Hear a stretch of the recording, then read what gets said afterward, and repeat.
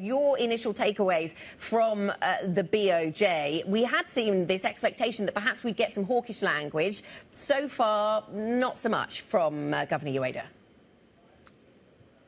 Yeah, he's not really shocking too much, not changing things significantly. Marginally dovish, the idea that he's pointing relaxed on inflation and pointing to unstable markets. Doesn't matter where that volatility comes from. They have said they wouldn't move during periods of severe instability in markets. So I think marginally dovish at the sidelines here, but not a big change overall. I don't think this is going to be the big driver of dollar yen, which is going to remain more about the dollar component of that pair at the moment. And I don't think it's going to change the bigger picture on the yen, which is that the Bank of Japan seems determined to try hiking rates again.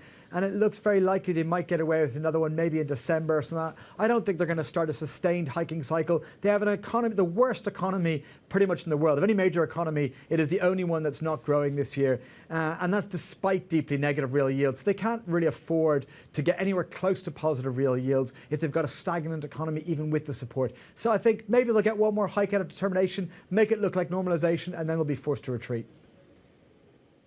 Mark, another reason why liquidity may be continuing to be abundant in the global economy, excess liquidity.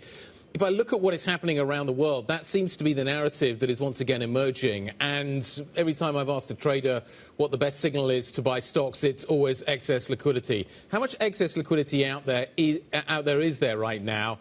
And how positive for stocks could it be? It's a great question. I'm probably not the best person to answer it. I actually think my colleague Simon White is probably the best person to answer this. But you're right, Guy. Like, liquidity is one of the most important issues.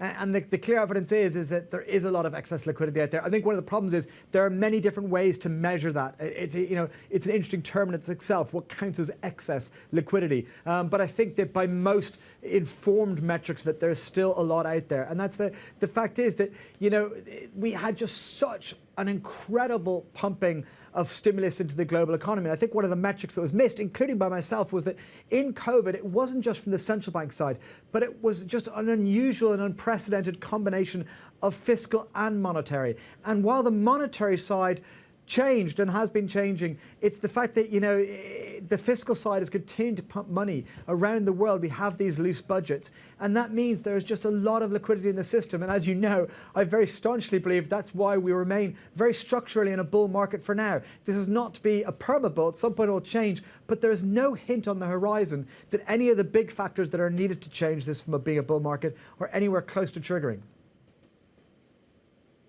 Mark, I feel like fence-sitting's a theme at the BOJ and the BOE yesterday. I wonder whether you think that caution from Andrew Bailey was warranted, whether you think we're going to get a November cut. I think we might get a November cut just because of the Fed, and I think they have more justification to ease policy than the US, certainly in terms of what's priced. I think the closing of the gap between US and UK rates is one of the most no-brainer moves.